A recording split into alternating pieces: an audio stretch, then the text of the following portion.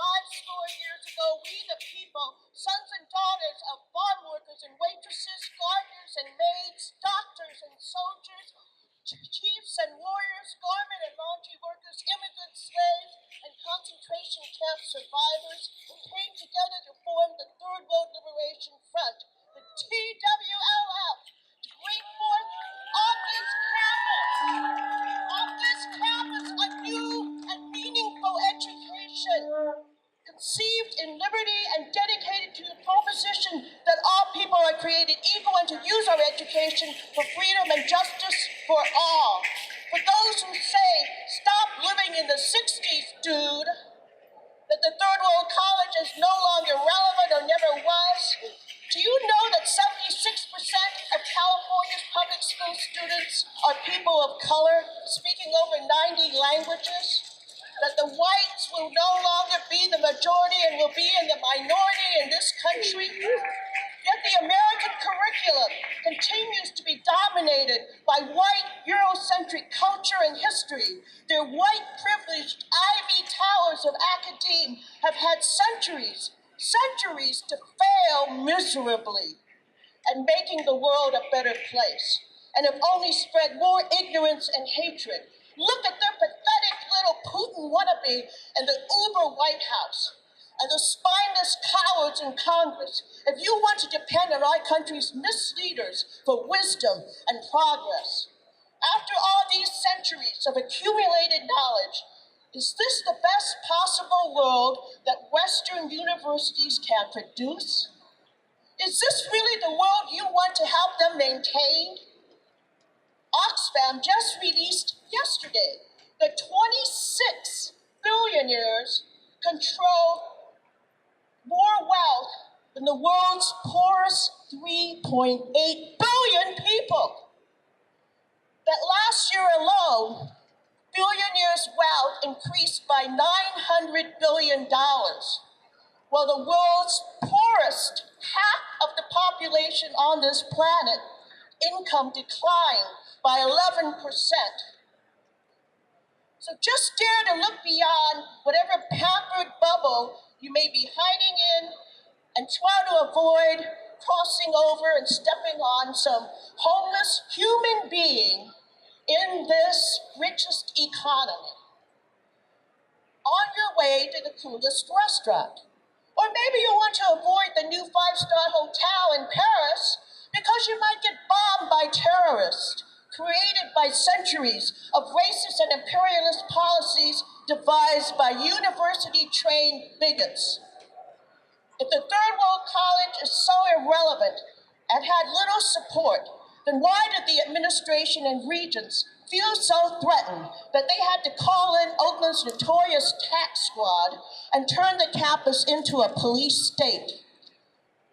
Why did then-Governor Reagan have to declare an unprecedented state of emergency and send in 10,000 National Guard, not only occupying the campus, but the city streets?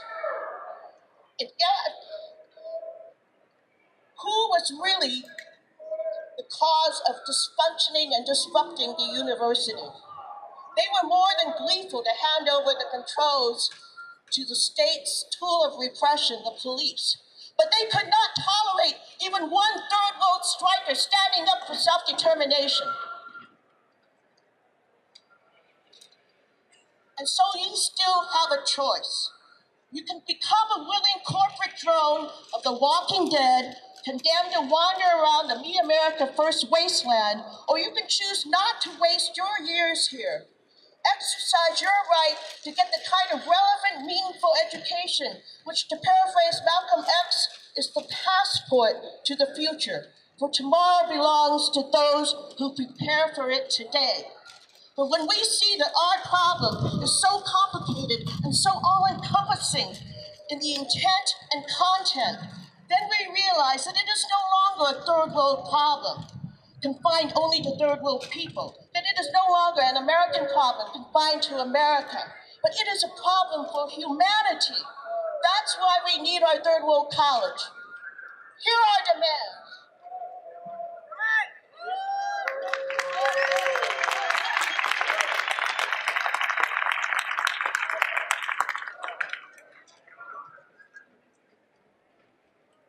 Hi there.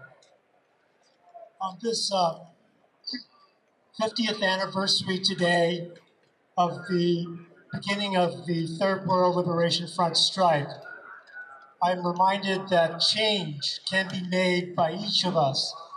We began this process 50 years ago. Our forefathers and ancestors began before that, and they will continue with you. These are the demands that I read 50 years ago. I will begin, and then different speakers will continue. Number one, that funds be allocated for the implementation of the Third World College. A, Department of Asian Studies, that positions and staff be set up to develop the Asian Studies Department controlled by Asian people. B, Department of Black Studies, as proposed by the AASU. C, Department of Chicano Studies. D, Department of Native American Studies. E, any other Third World Studies programs as they are developed and presented. This is to be put into effect by fall 1969.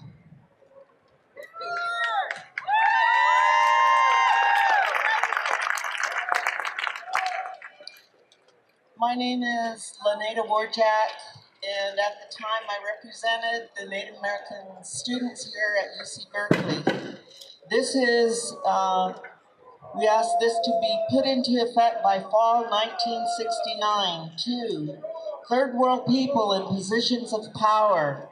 Recruitment of more Third World faculty in every department and discipline, and proportionate employment of Third World people at all levels, from regents, chancellors, vice chancellors, faculty, administrative personnel, clerical, custodial, security, service personnel, and all other auxiliary positions and contractual vending services throughout the university system. Specifically and immediately, hiring of Third World financial counselors, special services. B, Third World chancellors in the university system. C, Third World people in the placement center as counselors. D, Third World deans in the L&S departments. E, Third World people in the admissions office.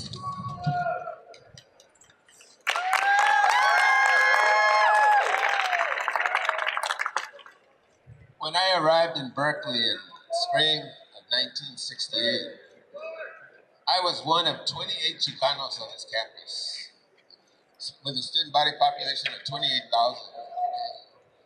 And not only were we only a few people, but the only literature that we could study at that time in terms of who we were was all contained in one book, North from Mexico. And in that one book, there was only 2 pages that talked about Chicanos.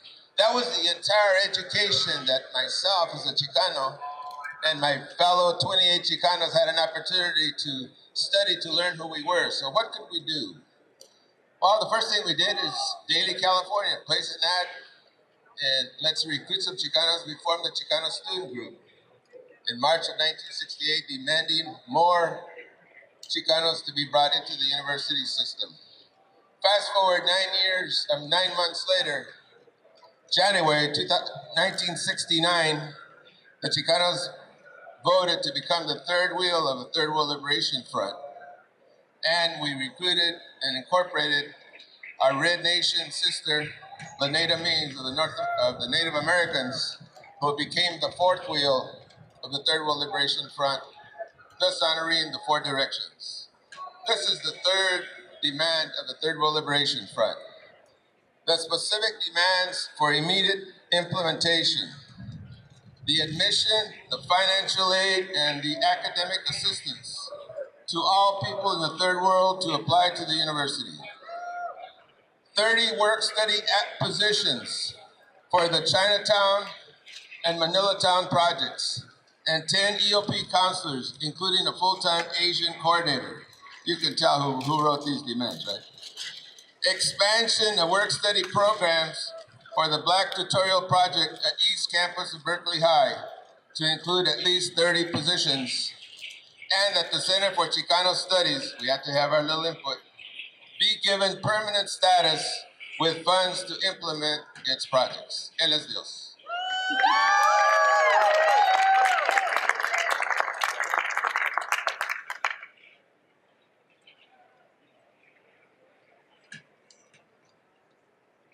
My name is Oliver Jones.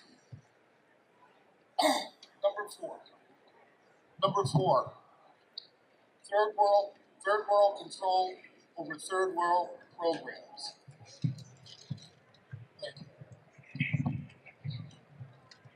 That every university, program, financed federally or otherwise that involves third world communities, Chicano, Black, Asian, Native American, etc., must have third world people in control at the decision-making level from funding to program implementation.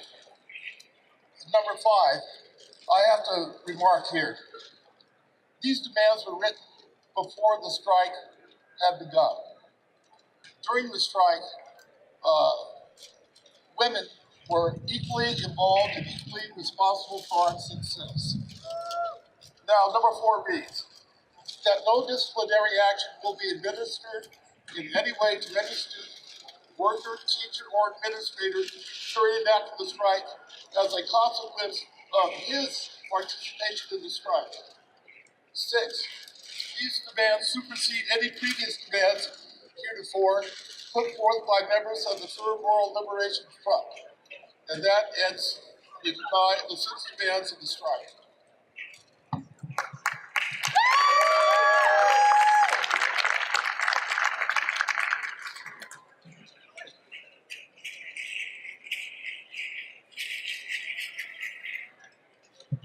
So sorry, we didn't introduce our representatives. So number 1 was Jeff Leung from APA, Asian American Political Alliance. Number 2 was UC Laneta Beans, the head of the Native American group. She flew all the way from her reservation area today.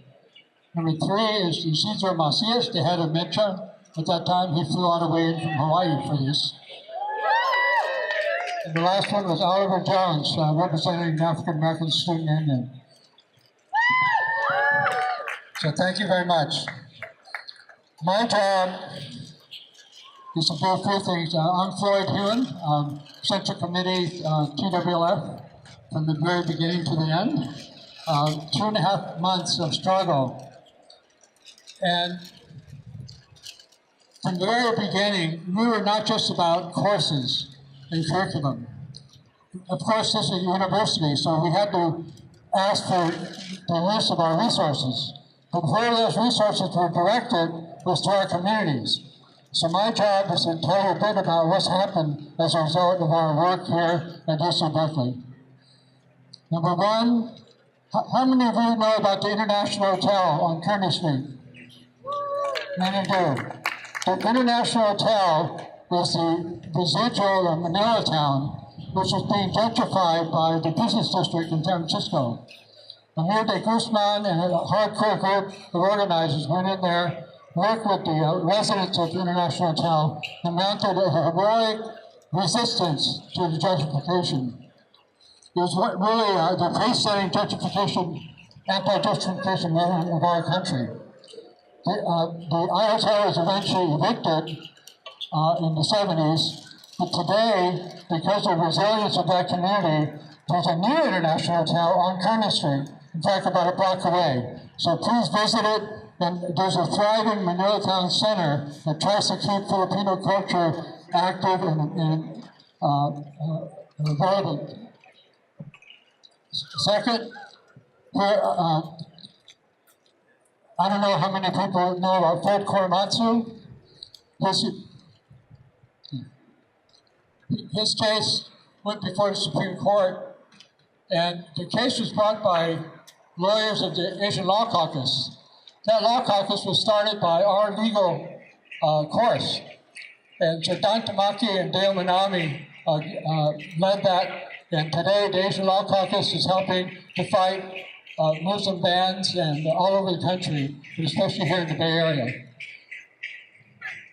Third, in Oakland, both the Asian Health Services and La Clínica de la Raza were started by people from the Third World Liberation Front. Today, those two organizations are the premier community health centers in Oakland and serving all of Alameda County.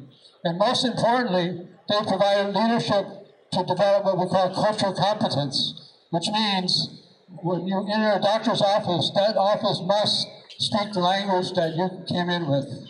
Cultural competence is essential to giving good primary care. I'm a physician, so it's very important to me. So those were some of the accomplishments in the community. In Oakland, in particular, the Oakland Asian Culture Center. How many of you have been there? It's on 9th Street near the Pacific Renaissance Center.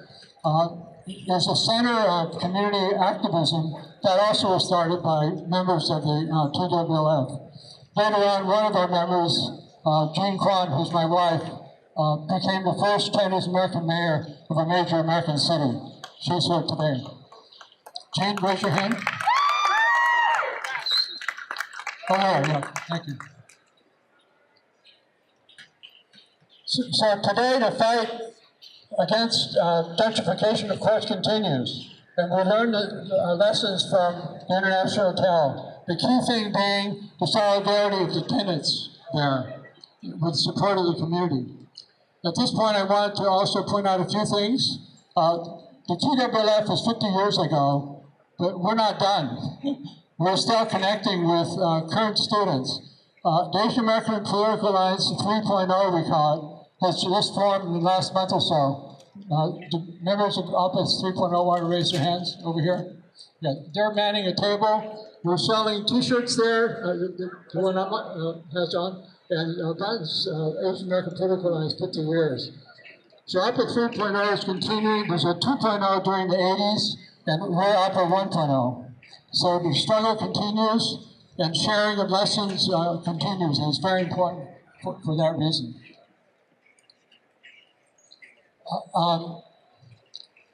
So thank you for attending the rally, and Vicki Wong, by the way, who's the MC that started with the fire, the opening statement, will come back on here.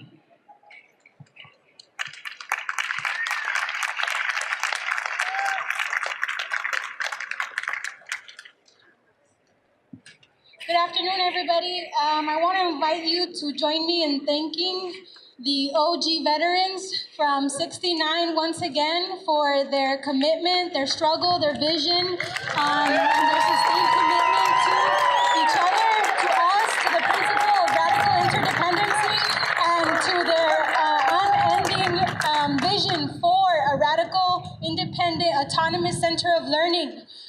Where we co-produce knowledge together and unsettle Eurocentric knowledge production. So thank you all once again. And I also want to thank the folks that have sustained this vision for over 50 years, and thank the people that have carried the torch from 69 to 2019, specifically folks from 1999, 2010, and 2017 respectively. So now I want to invite Harvey Dong to come take the stage. Thank you.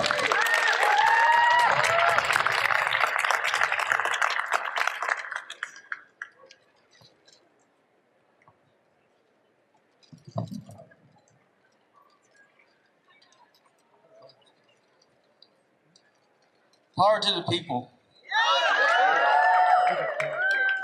I'm a adjunct professor in ethnic studies here at UC Berkeley, and many professors have different opinions about how to support the students and how to relate to the students. But I would say that professors must stand with the students, and that they will stand with the students, because the students are the source of power for change on this university. The source of future power for change in the community. I love teaching ethnic studies, and I intend to continue to teach ethnic studies, even though I'm 70 years old.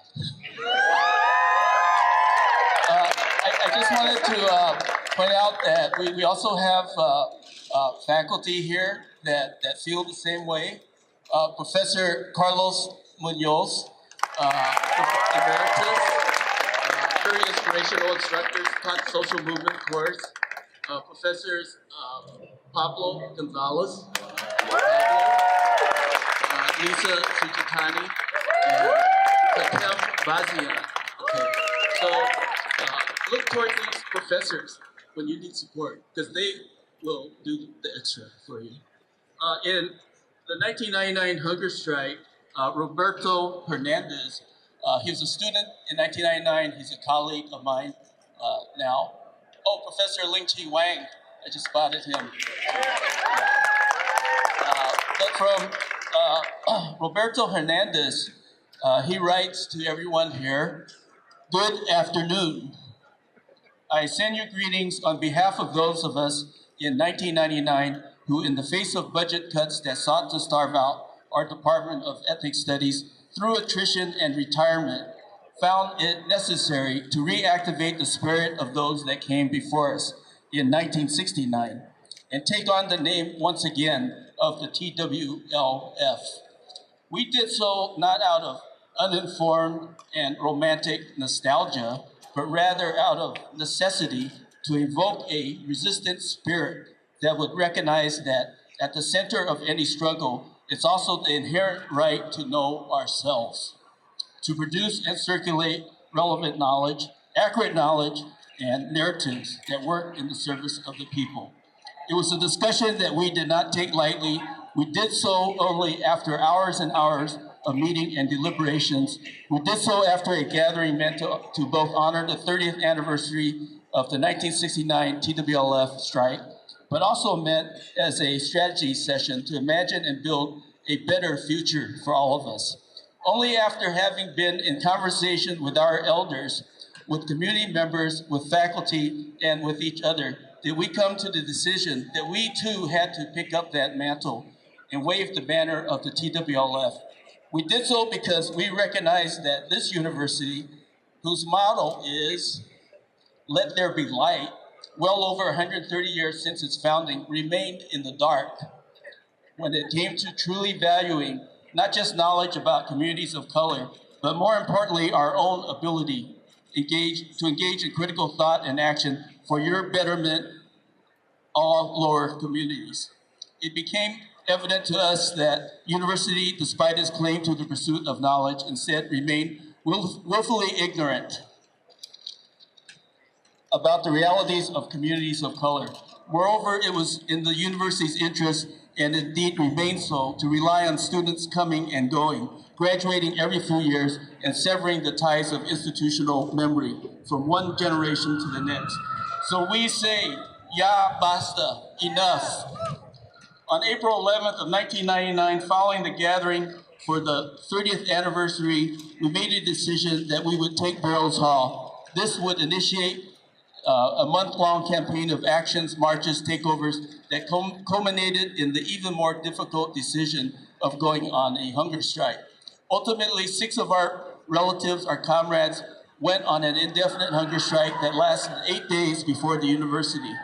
Not so much came to its senses, but rather was forced into action by the collective power of the intergenerational organizing by students and community with faculty, also realizing that our department's future laid in the hands of collective action.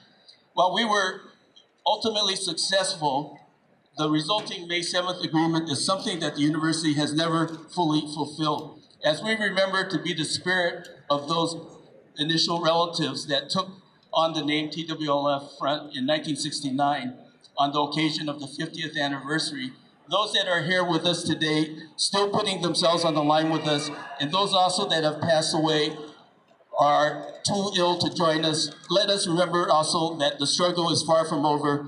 It took us over 500 to get to the mess we are in, and it will take us many more to build a better world. A decolonial horizon where an education is about bringing forth the creative energies of life itself and honoring the spirit of our ancestors in the land itself, and not for the protection and legitimization of machineries of war and destruction as has become of the practices of westernized university. As a decolonial horizon, let me be clear too that this means that our continued struggle is not about a destination or endpoint, one where we can then rest while empire seeks to kill and destroy, but a reminder to continue struggle. As Eduardo Galeano reminds us, of what good is whole is a horizon if we can never reach it. It is meant to keep us walking, to keep us constantly vigilant of the work it entails for building a better future. The struggle continues, the struggle continues, the struggle continues. Que viva el twLF, viva.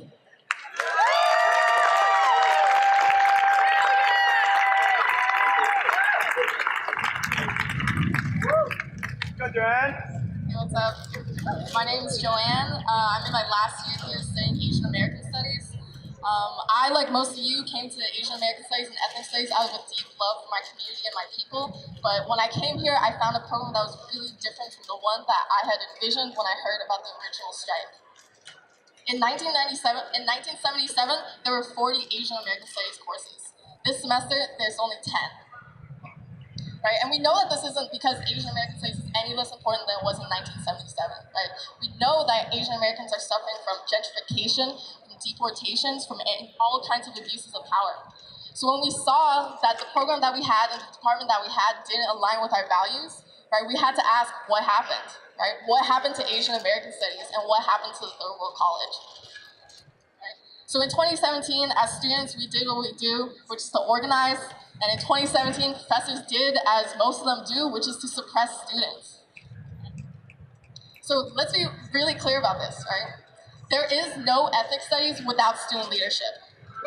There is no ethnic studies without community leadership. And there sure as hell isn't any ethnic studies without action.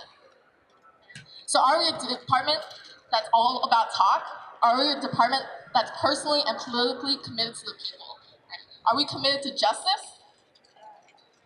So let them know, right? Let the professors who don't want to move know, let the administrators who want to cut our budgets know, and let Carol Chris know, right? That we aren't going anywhere. Ethnic studies isn't going anywhere because we're only getting stronger together. Okay? And we're only getting stronger together, right? Because there ain't no power like the power of the people, because the power of the people don't stop. Say what? Ain't no power like the power of the people, because the power of the people don't stop. Say what? Ain't no power like the power of the people, because the power of the people don't stop. Woo! Thank you, Rick.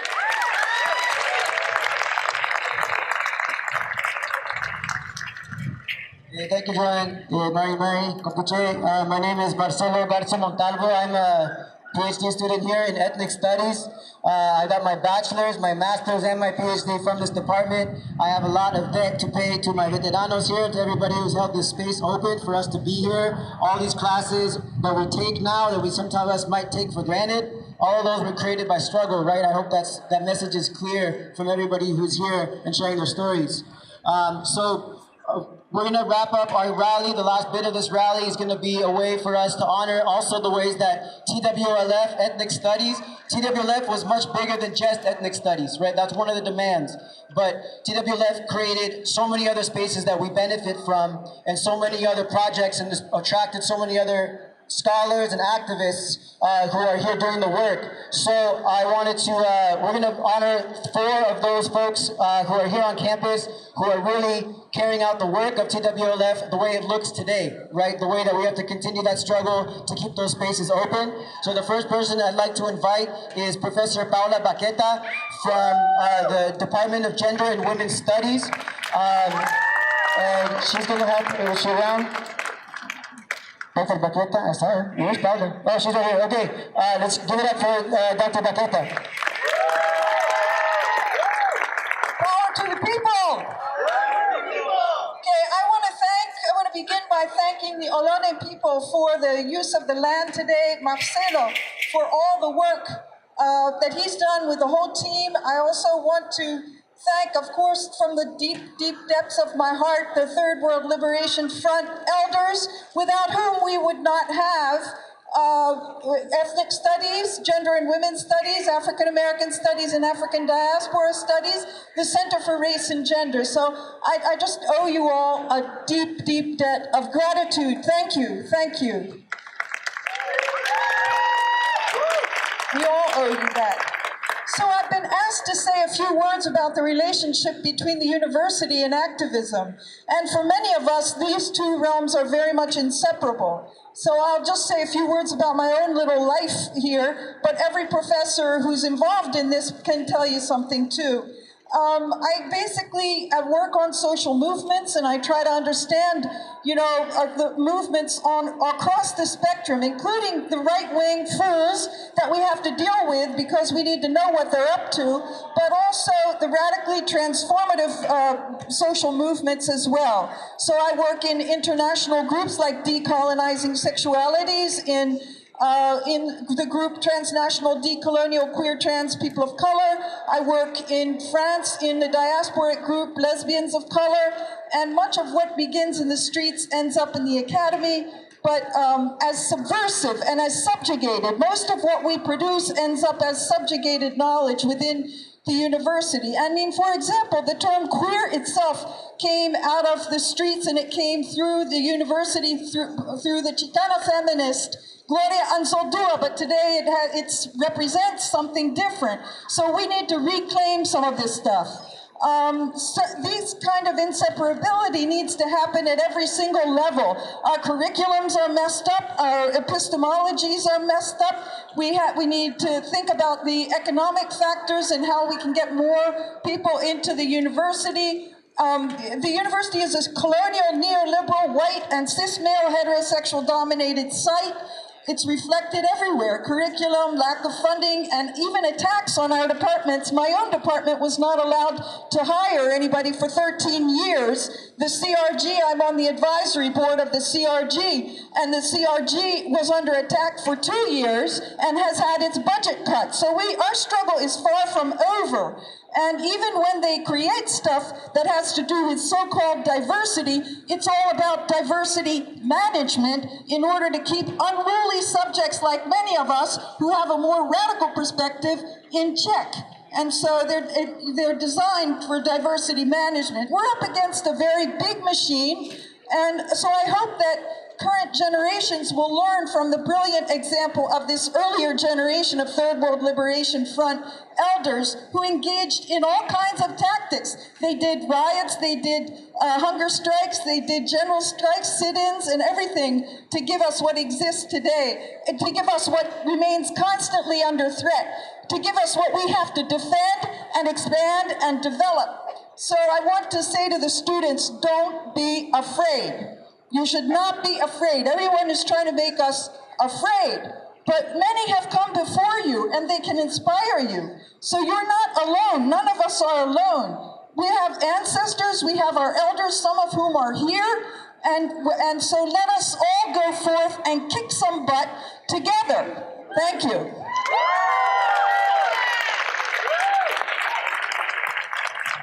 Thank you, Paula. I'd like now to invite Dr. Hatem Bazian to share some of the the extremely important work that he's doing here on campus. Please let's welcome Dr. Bazian. Thank you. Let me say about a few things about the work I do, and then I'll contextualize it with the Third World Liberation Front and how it's important for us to continue to focus on the work that needs to be done. I work on Islamophobia. I work on the question of Palestine. I work on the question of Islam and Muslims, especially prior to even the Muslim ban, all the way from the Clinton era, and the whole framing of Muslims as the archetypal terrorist. So again, these are important periods to really re-examine how not only our government, but also our university buy into this discourse, the dominant discourse. When we speak about the university, we need to think how disconnected the university is from power. How disconnected is the university of power? Actually, the university is part of the reproduction of power. Berkeley is number one. We're number one because we actually have the responsibility for the 2 military research centers for the Department of Defense. While our motto is to bring light, actually, if we think about the 2 military labs, we actually are managing to destroy lives simultaneously. That is an ethical challenge and moral failure for the university that we need to challenge today. The second part, in terms of allocation of resources, and again, this is not against athletics, but if the university have managed to go in debt for $325 million to renovate the stadium, how much are they ready to go in debt to bring people of color on this campus, to nurture them, to provide them the support, to provide the faculty? That is where the priority. When it is an issue of diversity, they allocated $1 million. When they renovated the stadium, it's $325 million. That tells you where the university priority is at. When they take the same type of debt and resources to allocate for bringing students of color, not only here, to be part of the athletic program, but in engineering, in math, in social science, in philosophy, in political science, and pay for them. Not only say that we have a fellowship for you and you have to work 24/7 just to maintain it, or to have a faculty that tells you, I don't do any work on political science of the inner city. What type of political science you do if you don't deal with the inner city?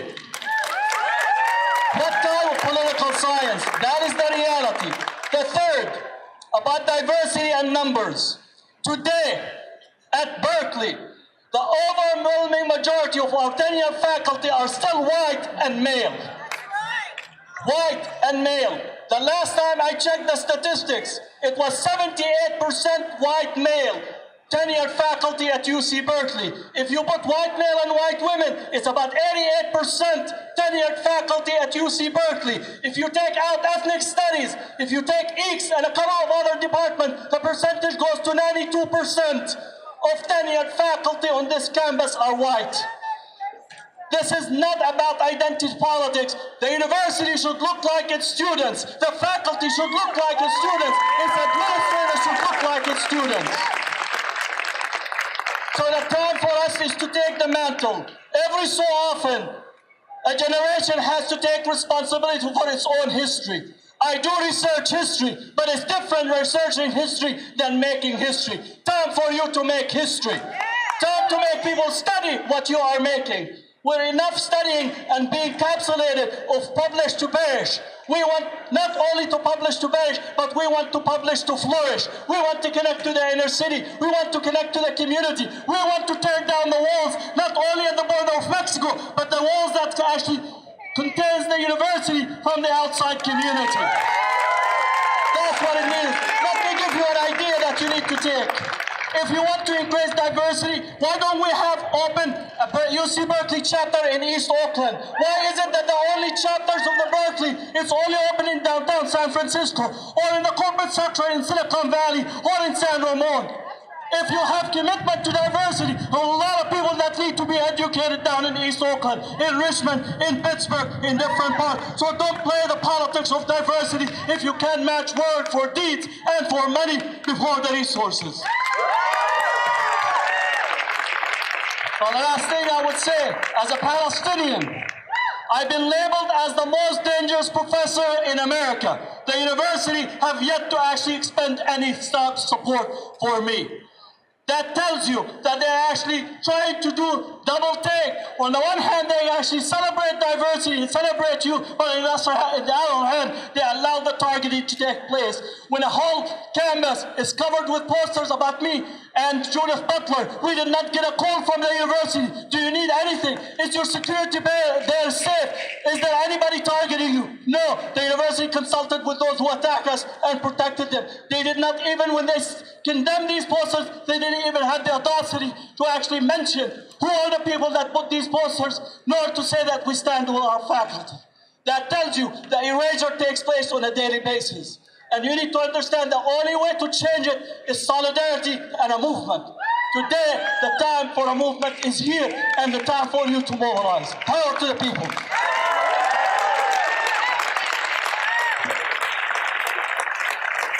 Thank you to Dr. Hatem Bazian. I'd like to invite up Blake Simmons from African American Student Development. Let's give it up for Blake. Shoot, I really don't know how I'm supposed to follow that. That's a tough act to follow, so I'll give it up one more time for him. Here we are, 50 years later in the city of Berkeley at University of California, Berkeley. And the city of Berkeley is named after George Berkeley, a slave owner.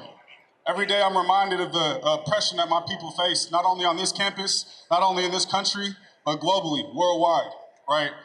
As a member of the Black Student Union, I'm also a graduate of this university. We shut down the Golden Bear Cafe for 4.5 hours at the height of Mike Brown's murder and execution by police. That cafe we shut down for 4.5 hours to fight for 10 different demands for institutional change on this campus, for Black people, for Black lives, for the Black community. We also shut down Say Their Gate on Cal Day. When we celebrate Cal, we celebrate the greatness of this university, but realize that how many Black people are here on this university? If we just take a moment to look around, who do we see? Who do we not see? Right? The city of Berkeley used to be around 25–30% Black. Today it's probably around 5%. So not only is the Black community here, there's a small population of us, but in the city of Berkeley, the city of Oakland, the city of Richmond, Black people are being displaced. Black people are becoming refugees, going out to towns like Stockton, finding places to live because of gentrification, right? So one of the things, I'm one of the founders of the Fannie Wilhammer Black Resource Center, and we fought for equity on this campus. We opened in 2017, and that's the first time that there was a Black space on this campus, right? Thinking about, as a Black student, you gotta walk by LeConte Hall, a building named after slave owners. You have to live in the city of Berkeley, a city named after a slave owner. And then 2 years later, 2017, that's when we get a space, right? So I think we're in a unique political moment where we do have to fight for change. We do have to be the change that we seek to be in the society, and we have to make moves for a better society. Climate change is real, and we know that capitalism is slowly killing this earth, right? If we're not fighting against climate change, what are we fighting for right now, too? The next 50 years can look very different from now, right? I think we're also in another unique political moment where we have a Donald Trump presidency, right? And everyone says, oh, Trump, he's the worst thing, but the Black Lives Matter movement started under Obama. And then yesterday, Kamala Harris announces her run for presidency. Kamala Harris has spent her time locking up Black and brown people. Kamala Harris has spent her time disproportionately, conviction rates, highest conviction rates as a San Francisco prosecutor. So now a top cop is going to be the top cop of this country, but we're supposed to go back to an era of Obama was great, change, hope, but Obama brought this presidency, right? So I think we have to think about who do we want in positions of power? And just because they look like us, does that mean they are for us? That's a big question that I have. Because if we go back to another Obama presidency, people might think, oh, everything is great, everything is gravy, everything is smooth. Everything wasn't smooth under Obama, right? So that's my last words to say is that we got to continue fighting for our freedom. We have to continue fighting for, against oppression, all forms of oppression, right? Capitalism, right? Homophobia, ableism, right? Intersectionality is important. If we don't talk about, just like in the Black Lives Matter movement, oftentimes it's dominated by Black straight men, right? In the city of Berkeley, a Black trans woman was killed in the same fashion. Kayla Moore was killed in the same fashion as Eric Garner, but many of us don't even know Kayla Moore's name because of her status as a Black trans woman, a Black poor trans woman, a Black disabled trans woman, right? So that's why it's all of us for none of us. And when Black people are free, when all Black people are free, we all are free. Thank you.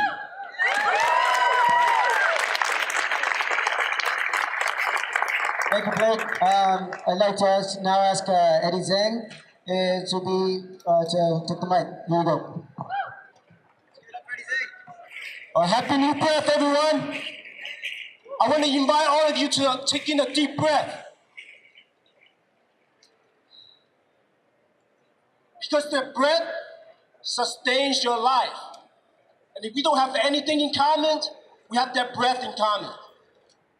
And hopefully that breath will allow us to humanize each other. I'm the co-director for the Asian Prisoner Support Committee that's based in Oakland. I remember when the Asian Prisoner Support Committee was formed, was under the leadership of one of my mentors, Ashiro's Yuri Kochiyama. And the reason she formed the Asian Prisoner Support Committee was because myself and two of my friends signed a proposal advocating for ethnic studies and Asian American studies in San Quentin State Prison. I ended up spending 11 months in solitary confinement because I signed that proposal with my friend. And during that process, the Asian American community came together to support the API folks inside. And 6 years ago, I co-founded Roots in San Quentin State Prison. Roots is an acronym for Restoring Our Original True Selves. It is the only culturally competent program that is modeled after ethnic studies curriculum in the state of California prison system. The only one. And Professor Nate Chan, who's a professor here at UC Berkeley, goes there almost every Monday to support the program. But we wouldn't be able to start anything if it hadn't for the elders behind me in 1969 that he stood up to fight for all of us and all of you that who are attending this higher education. So we cannot forget our history. And it is in San Quentin State Prison that we're able to humanize the many of the prisoners that who has historically been disenfranchised, historically denied education, that they end up becoming the slave force for the prison industrial complex and for this country. If the 13th Amendment allows slavery to continue to exist, then how are we talking about equality and racial inclusion? How can we build more prisons than universities in this country? So we have to engage in critical thinking education that people fought for and died for.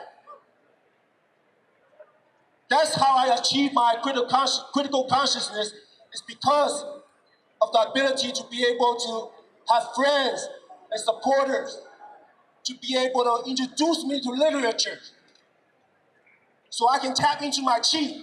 And the chi that I'm talking about is not just our breath and life forces sustaining our lives. The chi that I'm talking about is culture, history, and identity. Because without that, then how do we know we have any type of value as a human being for each other? So I always say this. We're always talking about how revolution happens. We have to have armed struggle. We have to overturn the oppressive government. I always say that we must be willing to engage in a personal revolution before we are able to embark on a collective revolution. Because we can decolonize our mind, then we'll continue to be divided and conquered. And that's what we have been seeing. So lastly, here's what you can support for many of the Southeast Asian refugees that who is facing immediate deportation to Cambodia. There's a movement out there led by the Southeast Asian refugees and the supporters and the families, the organizers, to fight against the separation of families, to continue to fight against a government's foreign policy that created intergenerational trauma because of the profit-driven foreign policy. So on Thursday, Professor Nate Chan will let a delegation of people go to Sacramento at 11 o'clock to have a collective action to fight against the deportation of Cambodian refugees, fight against the repatriation agreement of the Vietnamese refugees. That's what you can do. Spraha is a place of revolutionary behind all of us. You are a revolutionary within yourself. If you tap into your chi. Power to the people. And we have one last speaker who's going to come up, who's just a student who recently graduated, Lulu Matute. And she's going to share a little bit of the work. Again, this struggle is bigger than just ethnic studies classes. This is how we apply it in the community. How do we apply this in the world? Here's Lulu. Can we all take a step forward? Just, why are we so scared? Come on. Let's get closer. All right, people power. This is beautiful. This is also very dangerous. You bring Black folk together. You bring Asian folks together. Third world people together to have conversations, to talk research. That shit's dangerous. I'm part of Central Americans for Empowerment, CAFE, and we've been going down to Tijuana, going down to the border, going down to Tapachula to support the Central American, displaced Central American, indigenous and Afro-descendant folks who are marching here right now. What you're saying, brother, they're not only marching to the States and to the US-Mexico border, they're marching into US prisons, into private prisons. Now, in my time in Tijuana, I met a lot of elders, like the elders from twLF who are holding it down, who are speaking truth to power, who are talking about the ancestral traditions behind resistance, behind movement, connecting this struggle to 500 years of resistance, talking Berta Cáceres, making the connections between Nicaragua and Palestine, between Guatemala and Venezuela. That shit is scary. That's power in itself. This is what twLF is. Us coming together, breaking bread, having conversations. What is your struggle? What is my struggle? And how do we break it down? Blake talked about it isn't an issue of the left or right, because we know both parties are wings of the same beast. One will stab you, the other one will smile and then stab you. And that's real. In this crowd is Stifa, Paolo. I see so many researchers. Us, we're researchers, we make knowledge, we create knowledge and we share it. And so your brother, professor right here, what you're saying, right? Going beyond this institution, going outside, going to Berkeley, right? Going to Berkeley, not keeping it here tucked away in archives, taking that shit to Tapachula, taking it to Mexico, meeting the migrants where they are, taking it to the prisons where our folks, our families are being held. That is where we share knowledge and where we create knowledge, not keeping it in this damn archives. For what?